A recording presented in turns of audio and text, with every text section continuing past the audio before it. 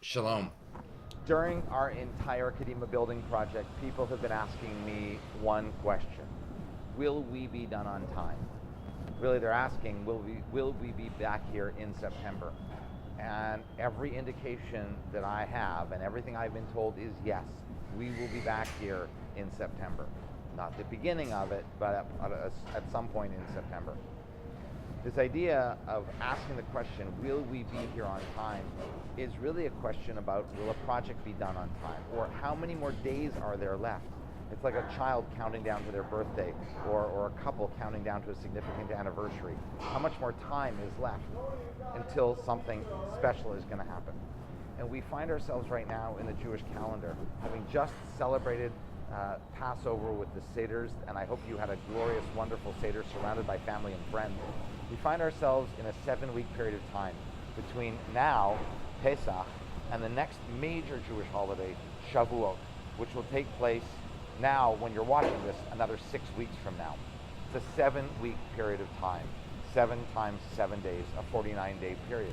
It was marked agriculturally in ancient Israel by the bringing each day of an Omer, a sheaf of wheat, or literally of barley, to the temple.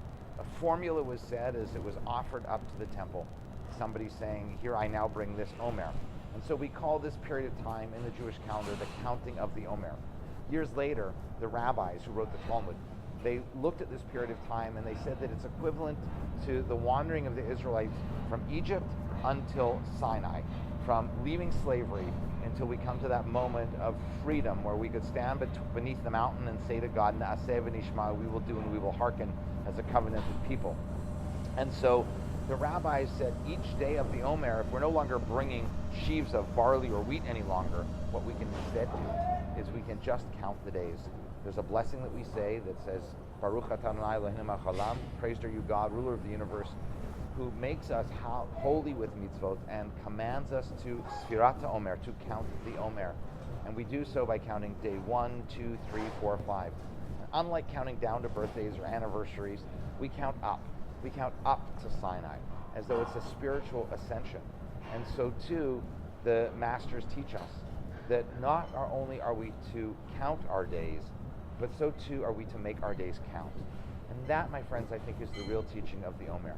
That during this next 6 weeks, you do what you can do to make your days count. As the days get longer, the weather gets better, we get more outside, do what you can do to make your days count. And part of that is coming and worshiping. Part of that is spiritual. So come this Friday night, I'm actually going to be talking about ways in which you can end Passover in a spiritually significant way. I have a little new Haggadah to share with you that you can then take home for a special dinner over pizza and beer. Of course, coming up very soon on the heels of that is an opportunity for us to come together as a wider community to observe Yom HaShoah and then to celebrate Israel's 70th anniversary as part of a Westchester-wide celebration of Israel's 70th year. But in the meantime, my friends, take a look around, see all the progress we've made as we come closer to finishing this project, and do what you can do to make each day count.